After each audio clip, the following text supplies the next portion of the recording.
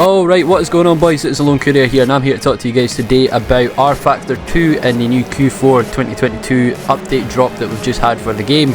So I'm here more to focus on the British Touring Car content that is in this feature for the day. So I might talk about some other stuff on another day, but I'm more here to talk about the British Touring Car stuff because that's more of what I'm into and it's what I'm enjoying playing in the game right now.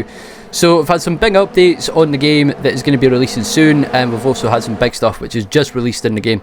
So we'll start with what's just came out. The newest content we've just got our hands on is the Vauxhall Astra, which is one of the next cars that we have in our lineup, which brings us one more car closer to completing the grid. We only have two more cars which aren't in the game, which would be a very nice addition, which I can guess that they're probably going to add within the next content update. I really do hope anyway. I've got my fingers crossed that we see these next two cars in this update, because it's the only two cars that we're actually missing off the grid right now, which is the FK9 Civic Type R Honda, and we are also missing the Cupra Leon as well from the Team Hard manufacturers, or the Team Hard independent team. So we're missing out on those cars, which is the only ones that we actually need to finish off the grid at this point. So as I said, hopefully we get that with Q1 for next year. So we've got the Astra, and now we've just got a big update which comes with, it's not really a big update, but it is in terms of the cars anyway, in terms of the existing cars that we've got in the game. So this update has brought the 2022 liveries for every car in the game. It doesn't matter what one you have, what update drop it came out in, you will now have these for free, which is all of the 2022 skins in the game. So if you've got the Focus, you'll now have the Napa Racing team logos, you'll have Dan Lloyd and Tom Ingram's skins for the Hyundais as well. You basically have everybody's skins from 2022, which is really good because there was a lot of drivers which weren't featured in the game. The Napa cars weren't in the game at that point, and Dexter Patterson moved to Laser Tools last year. Ash Sutton left Laser Tools last year and moved to Napa Racing with the Focus. His skin was still on the Infinity, so it's good that we now have Dexter Patterson's Infinity there, and we now have Ash Sutton in the Focus, which is how it was this year. So it's good that we're now getting proper skins for the game, so we're getting the proper up-to-date stuff. And also there was another big update that I actually heard about, which is very interesting, that I read about on the Studio 397 forum, and that is that we are going to get the TOCA Hybrid system for next year. So it's said that this will probably feature in Q1 update for 2023. Essentially, the TOCA Hybrid system was a brand new feature that was introduced for the real British Touring Car Championship last year in 2022.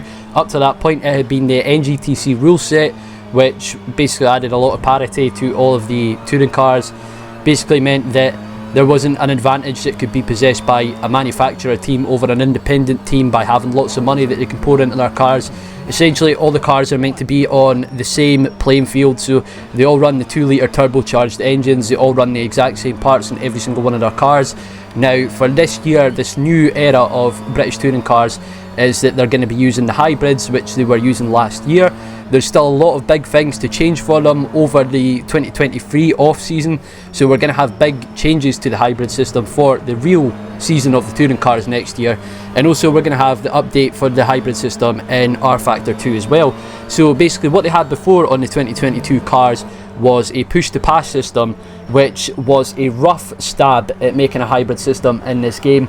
Now, it doesn't exactly work like the real hybrid system works. There's a lot of stuff about that even I don't understand personally. Basically what I do understand is that the hybrid system works based on who's doing what in the race. How well you're doing, you'll get so many laps of hybrid usage. So somebody at the bottom of the grid, they'll get full hybrid usage for the whole race except from lap 1, in real life anyway. I don't know if they're going to do it exactly how it is in real life in the game. They might do, we'll just need to wait and see. Essentially, you get hybrid, if you're at the bottom of the grid, you get hybrid on every lap except for lap 1.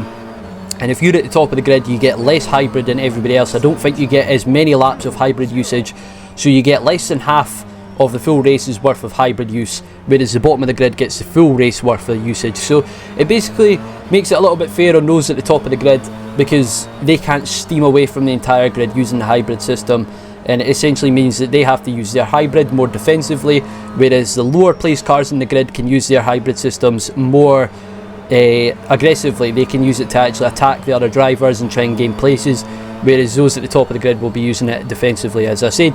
Now, this was a cool system last year, although personally it didn't really have all that much of an effect on the racing as I expected it to be.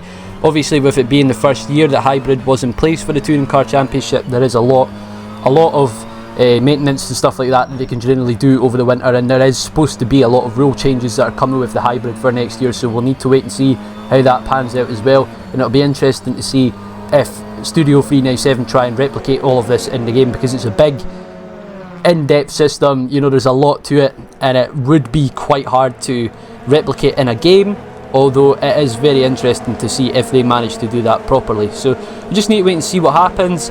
But as I said, very excited for that, and I'm also very excited for these last two cars to fill out the grid.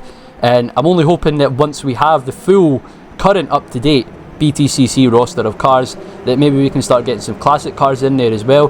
There already is one or two in the game, but I would like to see some more, such as the Renault Laguna of Jason Plato and Alain Menu from back in the day, Vauxhall Cavalier of John Cleland, Vauxhall Vectra, the Peugeot 405, the Steve Soper BM.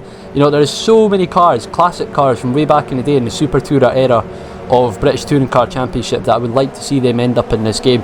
You know, you've got cars such as the Volvo 850 and then moved on to the Volvo S40 as well. Some of these cars, they sounded absolutely fantastic, next level sounding cars. You know what I mean? Like, Super Tourers was like the golden era for touring cars, basically back in that day in the 90s. There was like F1 teams in the Touring Car Championship, like Williams, they were running the Renault team, and essentially there was like millions of pounds getting spent on development of British touring cars at the time, and you know, it was just a very, very big era of touring cars, and everybody loves it. So many people have got a soft spot for all the games. Obviously there's the TOCA games from way back then, which had all the Super Tourers in it as well, so people would just love to see that stuff, because there's not as much of it in proper AAA games as there should be. You know, like, there's lots of NASCAR out there, there's lots of F1, there's lots of other proper racing championships out there, but it feels like the BTCC doesn't really get the love it deserves in terms of video games. So yeah, and especially with Studio 397 having the license for the British Touring Car Championship, I would like to see them doing some more stuff with it, especially, as I said, bringing in some of the Super Tourers, all the old school cars. You know, even just bring back some of the old cars that people love, like the Laguna in that blue and yellow colourway, the Steve Soper BM, you know, the Listerine colour scheme that he got into that scrap with John Cleland at Silverstone in, you know, like those colours of the cars.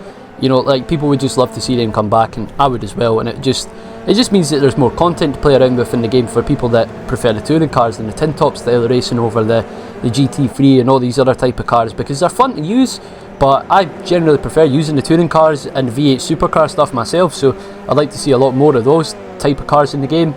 So yeah, hope you guys have enjoyed the video. Leave your opinions in the comments below. If there's something that I'd missed, I might make another video on it at some point, but yeah, very excited to see what they do with the game for next year. There's some very interesting stuff that they could do with it, and there's always more updates that they can roll out for these cars. I'm just excited to see what they do with the BTCC license in the future, because, as I said, there hasn't been a British touring car licensed game in almost 20 years, so it is interesting to see what it's going to do now.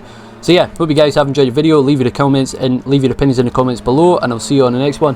Have a good day, boys. Peace.